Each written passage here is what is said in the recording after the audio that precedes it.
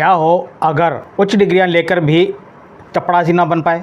जी हाँ, इंसान जब पढ़ता है तो वो सोच के पढ़ता है कि मैं है ना बड़ी बड़ी डिग्रियां लूँगा और फिर उसके हिसाब से ही मैं बड़ी बड़ी नौकरियां करूँगा, खासकर सरकारी नौकरी, आईएएस, आईपीएस, आईएफएस वगैरह। ये काफ़ी उसकी मन की इच्छाएं होती हैं कि वो करे। लेकिन इतनी बड़ी बड़ी डिग्रियां होने के बावजूद भी उसको अगर चपरासी की नौकरी भी ना मिले तो इसको क्या कहेंगे? उसकी किस्मत। व्यवस्थाएं हैं, प्रशासनिक व्यवस्थाएं या सरकारों की ढीलपनी या रोज़गार की कमी, जनसंख्या वृद्धि।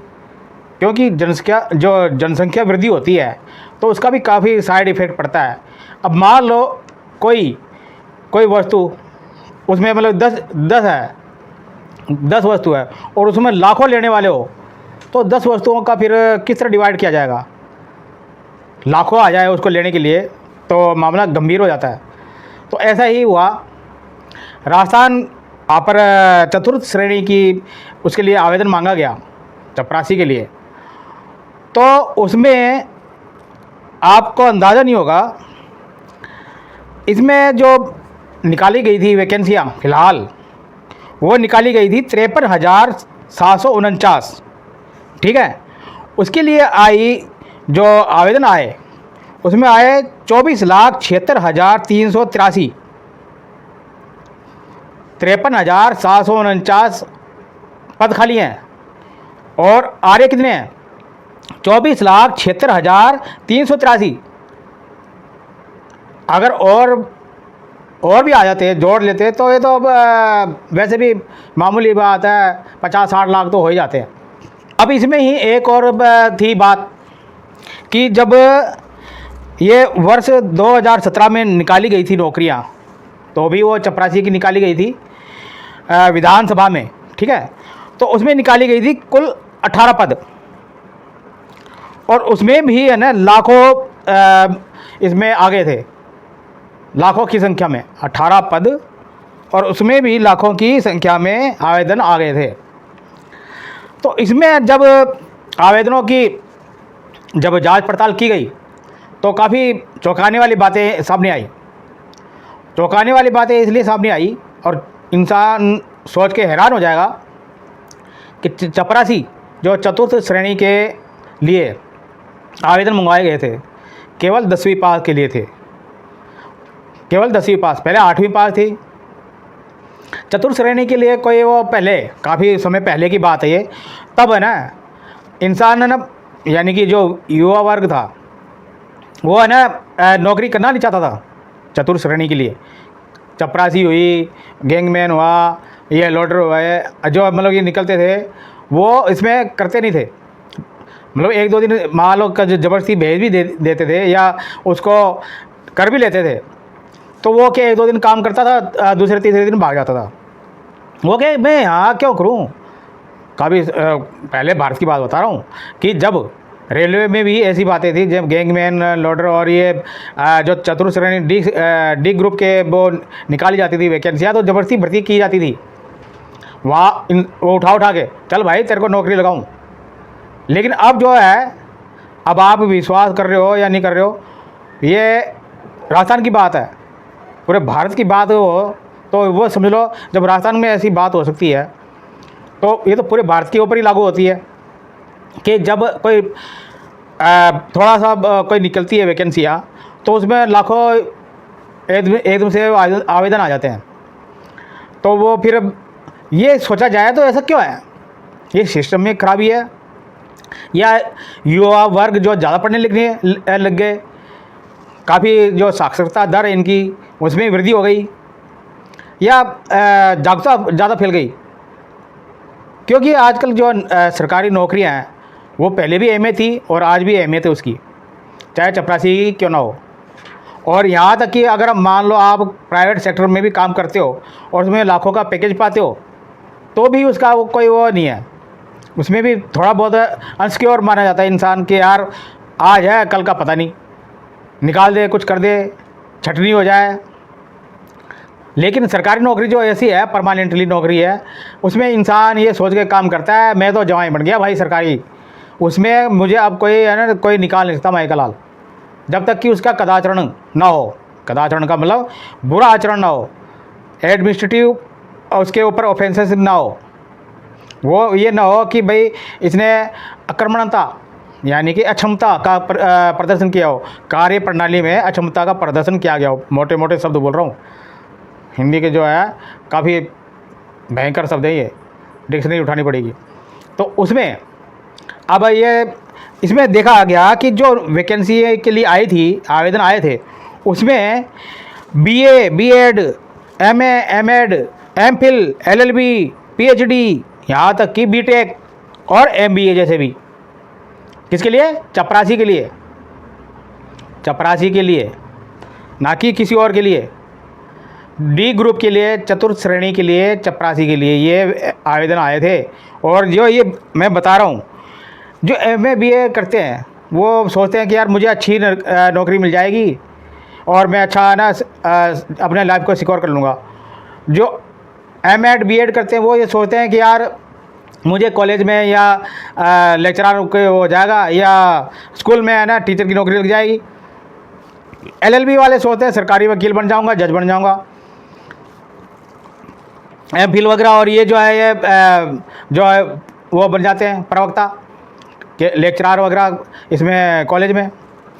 बीटेक जो इंजीनियर है उनको तो यार हर जगह इनकी वो है कमी महसूस होती है। तो भी इसके बावजूद यहाँ पर बीटेक वाले भी चपरासी के लिए आवेदन कर रहे हैं।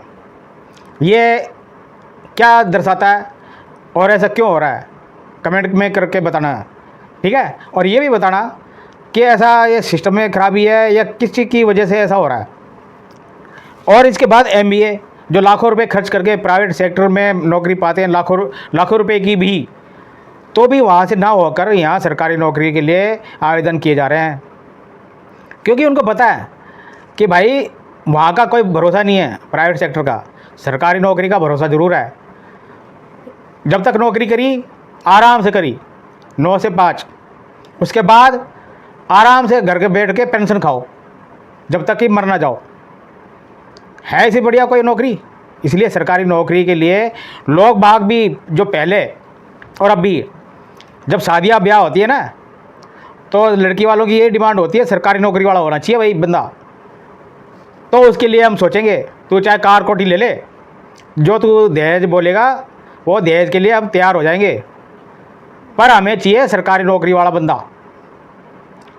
हमें ऐसा चाहिए जो आराम से मेरी बेटी खा पी सके, आराम से, कोई टेंशन ना हो उसको।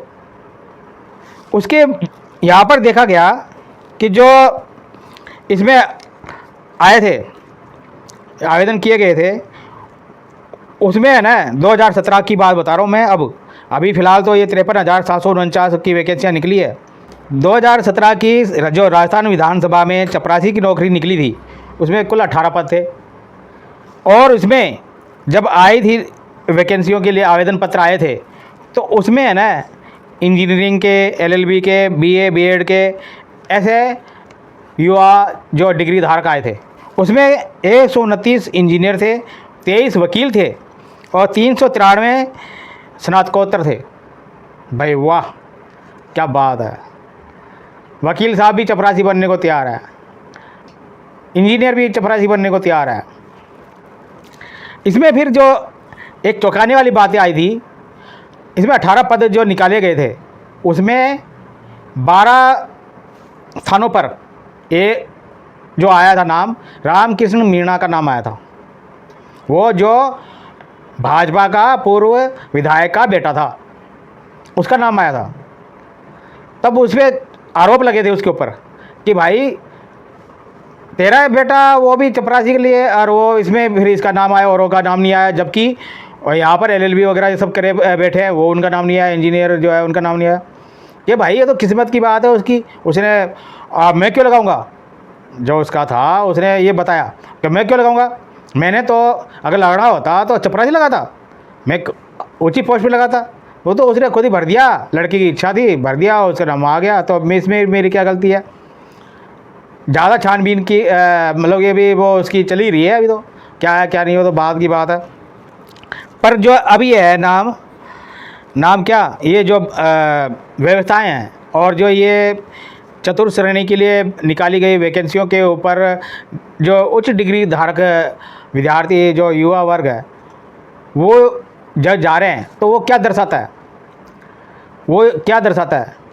वो 3-4 पॉइंटों पर ध्यान जाता है उसका, कि अगर आप इतनी इंस्टीट्यूट खोल रहे हो, इतने कॉलेजेस खोल रहे हो, स्कूल खोल रहे हो, और इतने आपके युवा वर्ग तैयार हो रहे हैं पढ़ाई करने के बाद, उसको अवसर नहीं मिल रहा, कम वैकेंसियाँ आ रही है।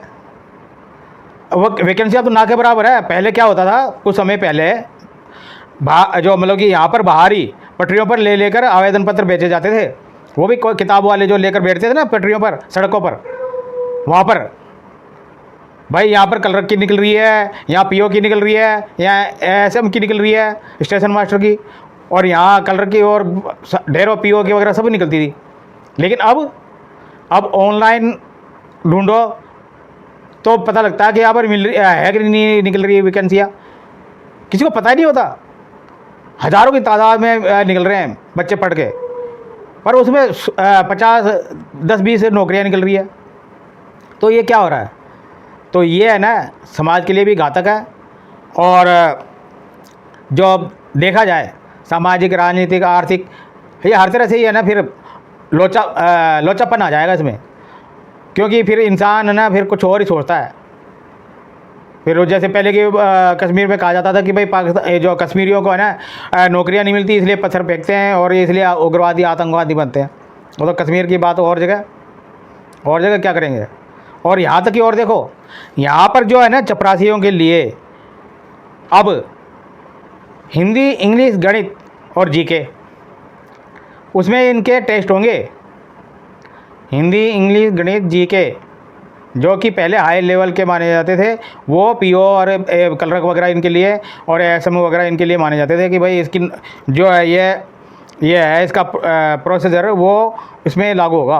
पर अब चपरासी के लिए लागू होगा। और वो तो और ये परीक्षा किस में होगी पता है, यहाँ वो नहीं होगी कि भाई लिखित यहाँ पर ही, वो होगी कंप्यूटर पर, टैबलेट पर, ऑनलाइन।